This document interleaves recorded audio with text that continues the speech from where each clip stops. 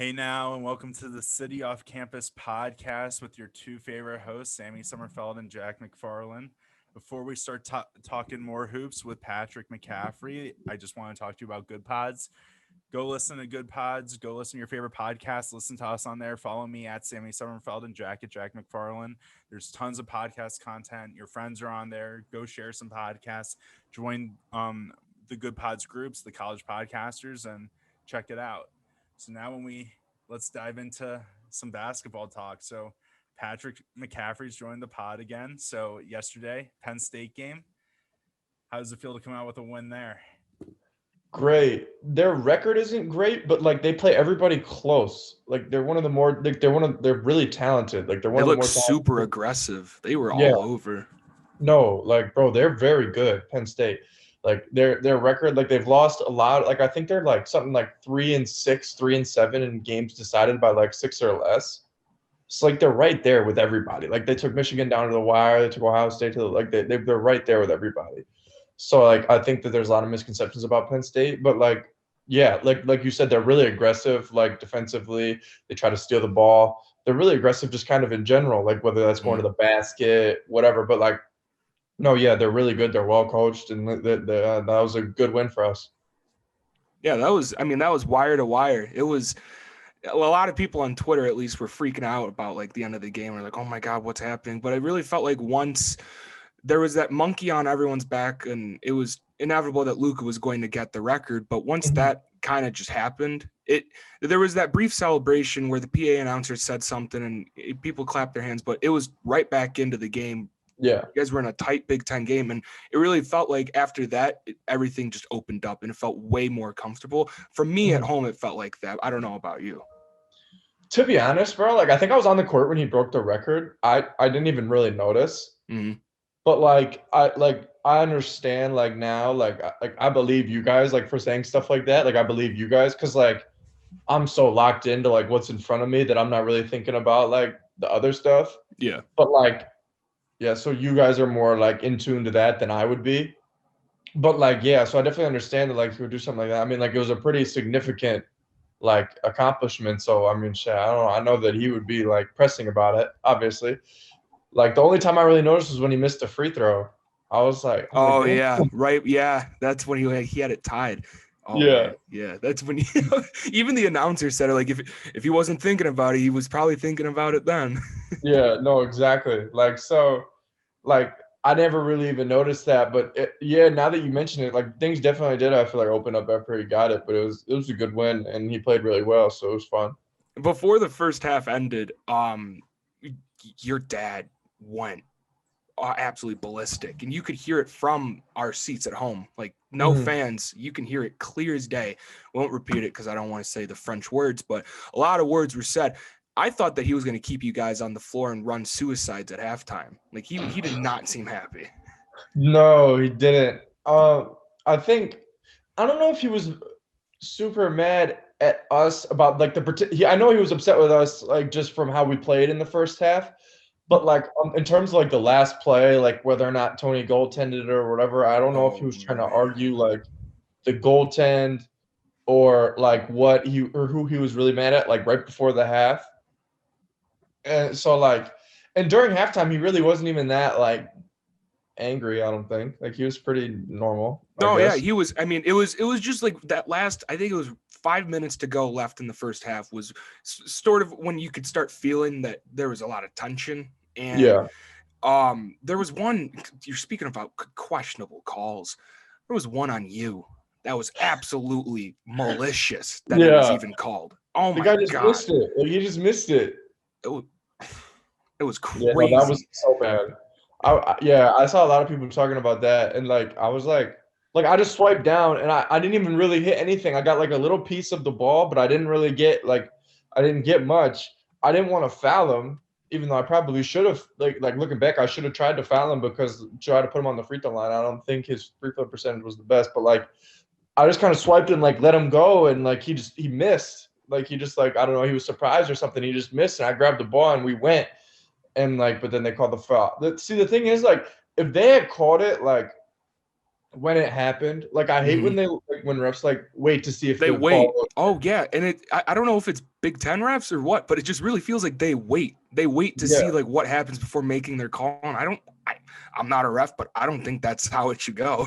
Yeah, like so that was annoying because like I had grabbed the ball and took a dribble before I heard the whistle, and I was like, what? Like what? So it's just like I would just so if he had called it like right away, like okay, I get it, like because like if I swipe down, like I can see why you would call it, but like don't wait until he misses the shot. Like Yeah. don't wait to see the result. Like just call the foul. If there's a foul, call it. I gotta bring up that 3-point shot, bro. That little corner three magic. How did that feel when that one left your hands? It felt good. It really did. But a lot of my threes this year have felt good. Some like they either feel really good or really bad. Like so like I feel like my percentage like I started off the year shooting horrible from three. I think I was like 2 of 13. And now I think I'm like 11 of 30 or something like that. So it's like a lot like I'm still not like where I'd want to be, but like it's still much improved from like how I started off. It's just like the three ball, bro. Like that's just something that like you really need to get comfortable with. Like when you're out there, like it's just different because like everything's so fast at the beginning. You rush it and like stuff like that. So like I feel like now I'm kind of getting more like just confidence and I'm able to slow myself down a little bit. Like when I catch it and I made some, so that also is what helps contribute to some makes. But I'm like, yeah, I felt really good about the three ball, and then it kind of rattled around, but then it went in, and I was like, whew, that felt really good. What type of shooter are you hoping to become as you kind of play more and get more of a feel for your shot and just kind of keep shooting? Like, where are you hoping to bring that element into your game over time? Yeah, like so. I don't think people know, but like in practice, like I'm a good shooter. Like I make a lot of shots. So like I like that, but like I like going to the basket. So like, but I need to be able to make threes so then it can kind of open up like my going to the bat, like because I'd like to slash to the rim. I think that's probably what I'm better at than my jump shot. But like I'm a perfectly capable shooter, I promise. So it's like I feel like just the more comfortable I get, like when I'm out there, and just just kind of like when you're out there and you get in the flow and stuff. Like I'm never like I don't think I'm ever gonna shoot like 8 to 10 threes in a game. Like I don't think I'm ever do that. But like I'm perfectly capable of making like 3 or 4, I would say, especially as my career like goes on. But I don't think I'd ever see myself as like a high volume 3-point shooter. I never really have been. Like in my whole like I've never really been a high volume 3-point shooter. Like I'll shoot them if I'm open, but like I prefer to go, like I like going to the rack and I like just moving on the ball. But like so I don't know if I'll ever get to that point where I'm a really high volume 3-point shooter, but like hopefully I can get my percentage better as my career goes on. Is there any difference from like when you're standing at the 3-point line looking at the basket and there's no fans? Like, is there a difference in your sight lines and how your eyes kind of adjust your distance when there is fans and then there isn't fans? I just ask because like I heard it on a podcast once and I giggled at it because I was like, no way that's real. But I feel like that might actually be like something. I don't know. I feel like fans are not. It doesn't make a huge difference. Like unless like see you probably was that an NBA podcast you heard that on? Yeah. Like was it like was he talking about like in the bubble like how it'd be different or like was yeah like, I think it was it might have actually just been JJ Redick or something, but someone might have said something about how when they first came the bubble, well, first off, the bubble court was like a TV studio in itself. So that was a lot to adjust to. But yeah, like they have all those like fan screens and whatnot. Like I'm sure that was really difficult for them to maybe zero in on. I feel like the backdrop being like nothing because like all this stuff, all the like fan stuff and stuff was along the sides, right? And the backdrop was just like a black thing. So I feel like that's almost easier for shooters to kind of lock in because like I've played like in one of those big football stadiums before and like that perception, dude, like that's real. Like it's weird. Like you try to just like kind of stay true to like your form and stick to like what you can do, but like it's definitely harder when like the things you're looking at is different than what you're used to. I think we're lucky because Carver, I would say, is like a shooter's gym. I think a lot of it has to do with, bro, if we're being honest, like not necessarily the fans, but like the arena. You know what I'm saying? Like, yeah. It's always like whether or not there's people in the stands, but it's more so like design, like arenas work. structural, kind of like how they have it set up right now. Yeah. So like comparing that to like Illinois. Illinois has those big tarps up and whatnot, like in their stands that just cover where the seats are. Is that anything, or is that just whatever? If they're like farther up, like along, like not really, like it doesn't really make that big of a difference. Yeah. But like, so as long as it's in like your line of vision, like I don't think it would like make a difference or not. Like, but like you just have to be able to see it like when you're looking at the basket. So like some places like it's hard to shoot from the corner because the sideline goes on forever and like it's just like it just depends on the arena. How has it helped with free throws for you or the team, or even when you've seen it with opponents? Like, how has no fans helped for that? I mean, you would think in like a quiet arena it'd be easier to make them. But the thing about free throws, bro, it's so mental. Like in high school, I can remember because like in high school, I used to shoot a lot of free throws. I used to be really aggressive going to the basket, so I get fouled a lot.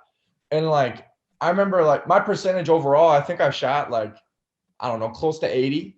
But like there would be games like the only reason my percentage wasn't higher was because there'd be games where like you miss your first like one or two, and then bro, it's just like you're playing darts. Like you just sort of like fuck, like because then it just like just builds on itself and makes it that much harder to make free throws, at least for me.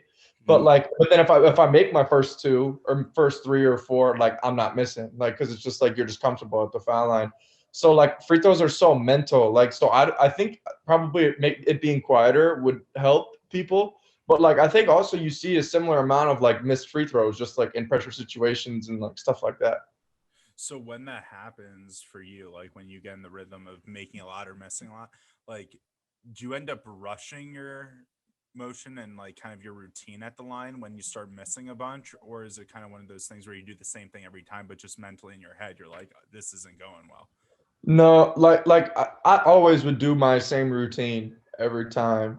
Sometimes it's just like and I try to kind of stick to like my muscle memory and stuff like that, but free throws is so hard mentally. Like that's see like making a free throw isn't hard. Like I could go to the gym right now and make 30 free throws in a row. Like that's not hard. But just like in the game, like with the whole environment and everything, like that's what makes it like more difficult. So it's like and I feel like especially for me like as a younger player, like it's kind of something that I'll grow into. And like I feel like a lot of like freshmen around the conference like miss free throws just because like they're not like comfortable with all that yet. But like so it's just like you're just kind of trying to figure it out still. And like I have my routine at the line, and there's some games where I've made most of my free throws and there's some games where I missed a couple. So it's just like it just depends. Are there certain, like you talked about how free throws, like, a lot of younger guys in the conference just aren't as consistent with them yet, just because they're still figuring it out. Just within like between you, Joe, Keegan, like other guys, you seen certain things that you all do like really well in, and some things where together collectively you're just still learning while you're playing Big Ten ball together, where you're all kind of growing into certain skill sets? That's a good question. I would say like I struggle to speak for like other people. Like but I would say like for me, like just like the overall pace of the game, like just how fast it is back and forth is something that I had to adjust to, and like how quick and strong everybody is. Like that's something that's hard. And then like defensively, like just kind of my off-ball defense, like being aware like of what's going on around me, not just like what's in front of me, is something that I've also had to work on. But then offensively, like I would say like my jumper is something that's kind of slowed down a little bit, and like I'm able to kind of like pick my spots a little more for when to shoot them, and just kind of like the whole flow of everything offensively. I feel like I'm more comfortable than I was at the beginning of the season, just like on the court with all those guys. But yeah, so I would say there's a lot of different stuff that I've improved on throughout the season. For Yeah, sure. Joel Embiid talked about the other day. I saw like how the game's starting to slow down for him in the NBA, where like he's just had these dominant stretches. Yeah. Where, just the speed, like physicalness of the NBA, like just isn't impacting him how it was at other points in his career. For you, just in the times, this is really your first Big Ten season where you've really gotten to play.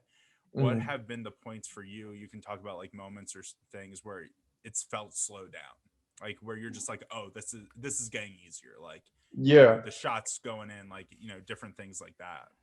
I would say like the Rutgers game, I thought that I played well offensively. The Rutgers game at home, the Ohio State game, I felt like that was a game that like I got an easy basket early, and I feel like that was kind of able to set up like more of what I wanted to do throughout the game.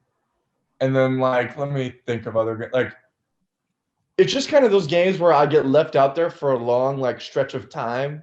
Like the longer, like whether Weezy's in foul trouble or something, or somebody's in foul trouble, so I get to be out there a little longer than I normally would. I feel like that's when like the game really starts to slow down for me. Just getting more reps in and playing Literally, better, bro. so- Like every possession that you're out there, like it's just like the game. You just get more and more comfortable just in the flow of everything. Like basketball, So such a sport of like rhythm and flow. So like just being out there, like just makes it just so much easier.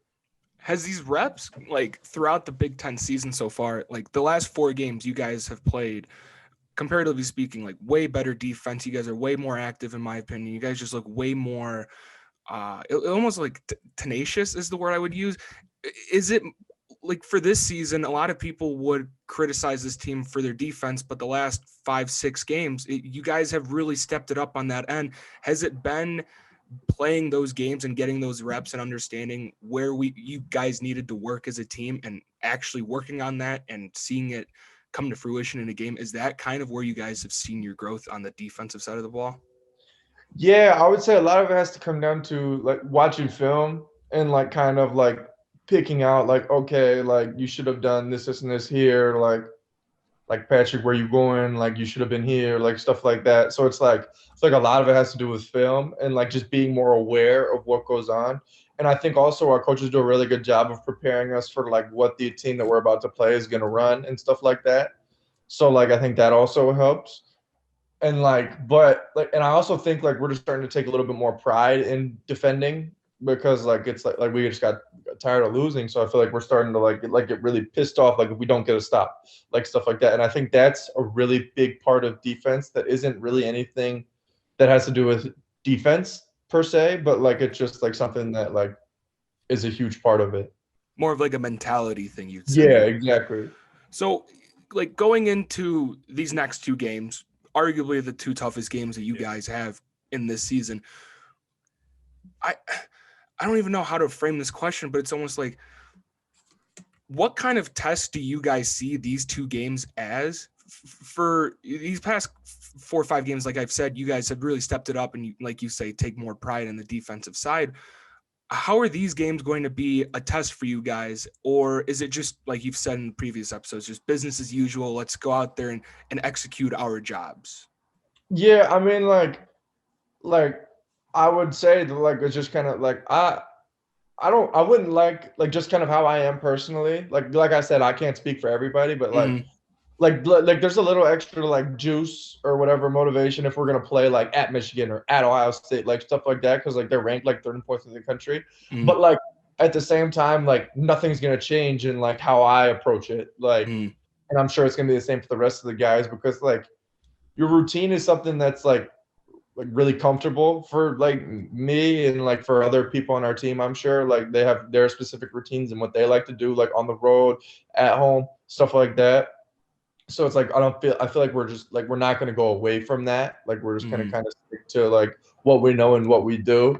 And you know, it's like and we're going to go out there and we're going to play hard and we're going to play smart, we're going to play together, and then like whatever happens. We're just going to try to do what we can do. Well, you guys have played, I mean, how many big games? You could arguably say every game you've played this year has been a big game. I mean, Literally. North Carolina, and then you roll right into Gonzaga, and then it's, hey, Big Ten play. And every single game in Big Ten is an absolute war. So don't they have the most wins against most teams? Six ranked wins in the nation. Oh, wait. Yeah, 6. Penn State wasn't ranked. Yeah. I mean, like we might get 11 teams in. And that's insane. First off, I got a beef with the Big Ten. Like you just said, 11 teams in from the Big Ten. Like what the fuck? Can we just get it down to 10 teams? Like it's just weird. But yeah, going off that, Big Ten is absolutely killer, killer. And people, I don't know why I'm even bringing this up, but people love to go on the whole Iowa doesn't play anyone. Look at them; they're just playing offense. They don't play defense, and this is the toughest conference in basketball. You guys have stood up on the defensive end the last 5 games, Who's going to sit here and say that the Big Ten isn't the best conference? Seriously, it has molded the best product of college basketball this season. Like the game of the year, arguably in some people's opinions yesterday, was that like Michigan-Ohio State game. That was insane in some people's opinion. And you wouldn't expect that sometimes from the Big Ten. You'd see that from like Duke, North Carolina, but that game was a laughingstock this year. Both teams might have been negative in their record right now. It's crazy. And the Big Ten is absolutely unreal this year. It is so much fun to watch every single game. It is. And the thing is, like, even the teams that probably aren't going to get in the NCAA tournament, like Northwestern could still play with anybody in our league. Or Nebraska. Like, they took Illinois down to the wire the other day. Yeah. Like Northwestern is a very talented and capable team. So like, and like there's a lot of like every team in the Big Ten is like that. Like anybody can beat anybody. Like that's how our league is set up. Every team has really good players and really good coaches. And it's a really old league. Like it's a really old, experienced league. And I think that is something that carries a lot of value, especially with like a shortened off season, a shortened practice season and the preseason, stuff like that. So I feel like that is something that really holds a lot of weight. With that, like you talk about how you guys, carry on business as usual, because like every team you're playing is just so good that basically every matchup's tough. But from a competitive standpoint, having that like grit in the sense of that fear of like we could lose this game, like we can't go in like, oh, we're playing Nebraska, like we can just take the foot off the gas a little bit, like we can definitely lose this still. Like has that fueled you guys at all, like to just continue to keep the foot on the gas every game and not slow down? Yeah, I would say like just something that really fuels us, just like consistency, and we want to be like, because like at the end of the day, like I mean, it might be hard like to win a Big Ten title like regular season outright because like just because of how like we don't know if Michigan will play all the games, whatever, and like we have a couple of, but like we control our own destiny in terms of like pretty much everything else. Yeah. So it's like we just want to like be able to like just win as many games as we can to try to really improve our seed, improve our stock to give us a good run at it in March. And we truly believe like we really believe that like we have a chance to win the national championship. Like we believe we can beat anybody that we see. So it's like that we like with the roster that we have, with the experience we have, like we can beat anybody that we could see. We have the ability to do that. So it's just like I feel like that's something that really like carries us and helps us like in figuring out, or not even figuring out, but like helps us in like helping us move forward and like really like knowing that we're capable, what we're capable of and what we can do on a national scale. So a little off topic, I was just gonna follow up. Like, have you asked Wieskamp what he eats for lunch or breakfast yet? I have not. No. All right. What the fuck? No, but he's still on. Like since we last talked, he's still on. The guy is a weapon. Yeah, no, he's been a problem. Definitely been a problem. Hey, Jack, you should shoot a tweet at him and ask him that. Yeah, dude, I don't think he's on Twitter. I don't think like anybody is. You guys are all 0 dark 30 locked in right now. Can't get anything out of anyone. Bro, Twitter is so toxic. I haven't been on Twitter in forever. I know, dude, it's bad. Twitter's so toxic. Ooh, yeah, I think it's so toxic. What were you gonna say? You were about to say something. No, I just I think I deleted it like after we lost to Minnesota on Christmas, and I don't think I've really looked at it since. No, I wouldn't. I've checked it every once in a while just to see like funny tweets and stuff that my buddies would send me, but like that's about it. Yeah. One thing I was gonna ask is, in terms of the team, it's your team has so much depth to it, but it seems like when there are certain guys on the floor, things just kind of roll so much easier, like when CJ's on the floor. So like having him back on and him putting up 18 last night and stuff, like how great is that for you guys? Like just to know that all the pieces are kind of together in the puzzle right now. Well, it's huge. Like obviously like CJ's our brother. We don't want CJ hurting. Because, like, if CJ's hurting, we're all hurting. Like, we want CJ to, like, be healthy. Because at the end of the day, like, bro, we all want to play. So, like, if somebody's not playing, like, that's really hard. I can speak to that, like, wholeheartedly from last year when I wasn't playing. Like, that's hard. So, like, CJ like being back is good, like not only because he helps our team, but more importantly because he's feeling better and he feels good enough to play. But like, yeah, obviously, like everybody can see it. Like we're different when he's on the floor. Like he can shoot the ball. He's a really smart basketball player. He's a good defender. He can get to the paint. He can make those floaters and all that stuff. And like he makes big shots. He really does. So like that is something that really propels our team, having him back and knowing he's out there. So, one thing you've talked a lot about is like obviously one of your guys' goals to get to the big overall goal is a Big Ten championship. But one thing you've touched on too is just how the Big Ten's so competitive and how, some teams might take a regular season's, share of the Big Ten and things like that. But like for you guys, is it really not just trying to get yourself to the point where you have the best NCAA seed you can get? And obviously you're going to compete in the Big Ten and obviously want to shoot for that. But is it kind of bigger than the Big Ten as you're reaching the end of the season?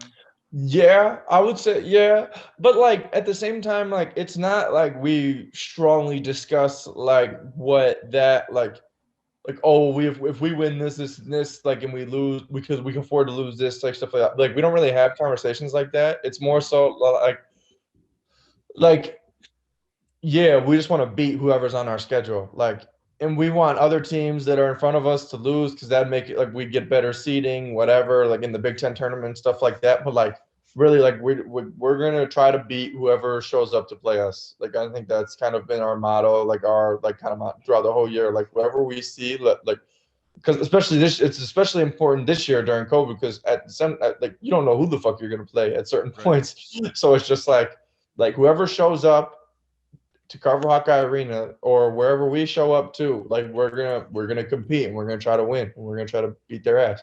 That's just and I'm sure all the other teams are very similar to us, where like they're gonna try to do the same thing.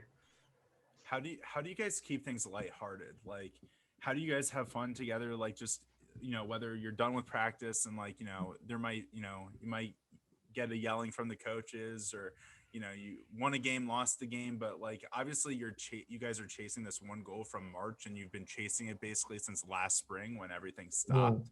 So obviously, it's hard to keep that type of focus and also have some fun or just, chill and like decompress. So how do you guys do that with each other where like when you guys face intense moments, like just making sure it's fun and it's basketball and, you guys are friends and teammates first over the results on the court? I would say a lot of it has to do with the personalities that we have on our team. Like we have some really great personalities. Like Austin Ash, Michael Bear are two of the funniest people I've ever met in my entire life. And they feed off of each other and it's so funny. And like we have so many personalities. Like J-Bo obviously has a big personality. He's incredibly outspoken. Like he's similar to that. Like in the like he's very like out there, like J-Bo is. Like he just says a lot of stuff. So like that's a really big personality. And then we have guys like kind of me and Joe T who are like goofballs. And then like we have like the freshmen who are like unique and they're funny. Like so I feel like we have a really good rapport going on like with our team and like within that dynamic. And we have all hung out with each other and been together for so long that like we know like what each other is like and stuff like that. And so it's been able to build really good chemistry. And I feel like stuff like that translates to the court. So if you guys were either a regular like scripted TV show, like a comedy or like a reality show, what would sum up your team? Like what show would you guys be? Ooh, that's a really hard question. I wish you had told me this beforehand so I could like prepare. It was on the spot, bro. It was an on the spot question. Your answers led to that question coming up. Okay, here, let me think. I'm like totally blanking on like reality shows because like we're not like keeping up with the Kardashians. It's not like that. But like I'm trying to think of like shows.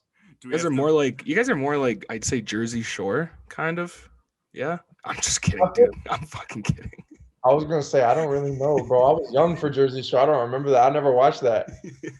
Jack, should we part two this question, do a little sneak peek at the question, and then give Patrick next week to think on it? We might as well. I mean, he needs to ask Weezcamp what he eats for lunch and what reality TV important show they are as a team. I have a question, like a little game showy one. Have you seen the show Survivor? I never really seen it, but like I'm familiar like with the premise of it and Okay, stuff. so whole team is on Survivor. Who gets voted off first? Ash. Why? Why? Just because, bro, like Ash just like y'all gotta meet him like to understand. like like he just like is always just like saying stuff like like just trying to stir the pot, like and like he's really fun and like he's really great to have on our team and everybody loves Ash, but like at the same time, like everybody wants to kill Ash. Like So so who would win? Who would win? in Survivor. Who would be the savviest, most strategic person that could win Survivor on that team? Okay, so at the same time, I could also say Ash again because like Okay. he's so competitive. So he's not getting voted off first. Well, like we would just vote him off because like oh fuck Ash, like stuff like but like it's not. But like I guess like I know like can you give me a better explanation of how it works? Because Okay, like I thought maybe I don't. So basically you start like, let's just call it 20 people and there's 4 teams and you go through challenges, and if you win a challenge, you get like, you get sticks or you get like coconuts for the night or something. It's stupid. So Anyway, survive on the island. You survive on the island. If you lose, you get taken to tribal council and you write names on paper and you vote people off from your team. Yeah. So, but you vote people off based on like their performance, like how if they're a scheme, like if they just scheme you and they're all behind the scenes, like they have an idol that protects them, they're not telling anyone. Or if, like you just said, Ash, everyone wants to fucking kill him. That too, that's another thing that people get voted off for. But usually the people who are like, who play the game and like play both sides, they like scheme one team and they like scheme another. They make an alliance and then they break it and go align with someone else. The people that like honestly scheme the most and find the way to slither through all the cracks are the ones that win.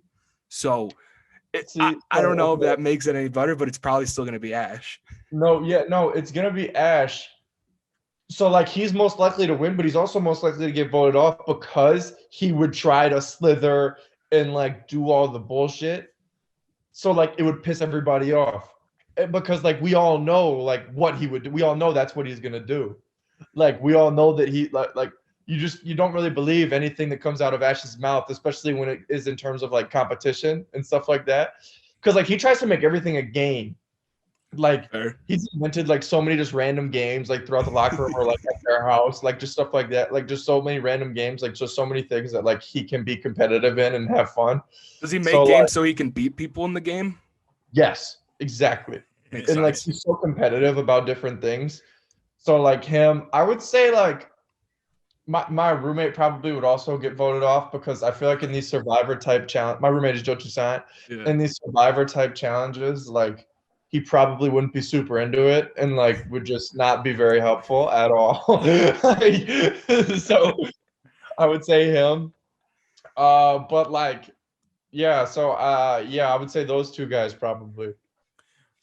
Speaking of guys on the team, I want to ask about one of the things that happens after your starting 5 gets announced is there's the Nico Hobbs toss. I've noticed. Game. How did that originate? Like, I know you probably like you were around the team, but weren't probably on the team when it started. And why does that happen every game? Like, why is he the guy tossed into it? Why not Ash? Yeah, exactly.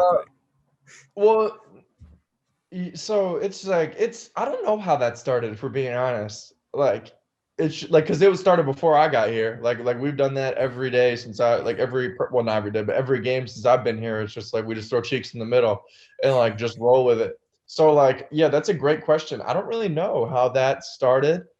And like I think like Cheeks is another guy with like a really big personality and he's fun to be around. And so like that so he's cool in that sense. So like I don't know, and everybody loves Cheeks, and like he does like he's really funny, and so like it just I don't know, we just like throwing him in the middle. I don't know. Well, I was because he's a senior, right? Yeah. Okay, so I was thinking about this earlier today. He's going to need a replacement for next year, and hopefully there are fans back in Carver next year. Yeah. So I was thinking, the announcer for the arena just gives me a quick shout out from front row student section.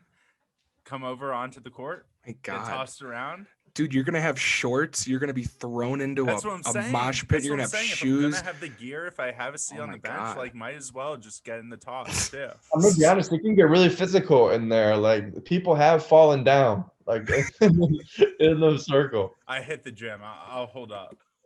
Ash fell down gym. yesterday.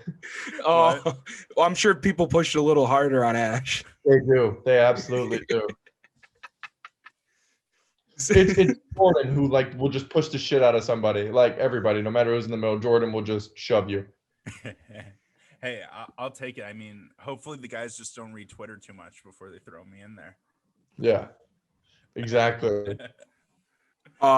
One question I had that I'm gonna absolutely just twist because it was very inappropriate. If they're listening, they know who it is. If you were on an island, which brother would you choose to be stuck on that island with? You can only choose one. Am I trying to get off the island? No, there's no way, man. You're stuck. Okay. I don't know. That's hard.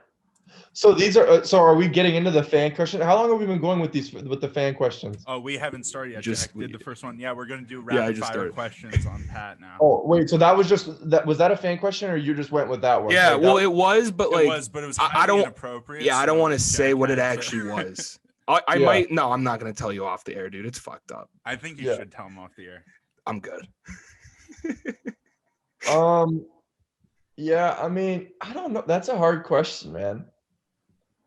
Cause like I like my little brother because like he's just like he's my little brother. Like right. Yeah. Like, he's a goofball. Like he's just fun to be around just because like he's just younger and like stuff like that. But also like me and Connor are really close. So like that's a hard question, man. I don't know. I'd probably there's no way off the island. Do I have to answer this? I would say probably I'll take Jack. I'll take the little guy. Yeah, good call. So one of the questions I got was favorite former Iowa player highlights that you grew up on. Like whose highlights were your go-to? Well, Aaron White, I would say probably. Yeah, Devin Marble was somebody I really like to watch. Melson, because I've known Melson ever since I was really little. First Iowa jersey I ever got. Melson? Yeah. Yeah. JU, Utah. That's another great one. And then I'd probably, to round out the list, I'd probably say like Peter Jack. Nice.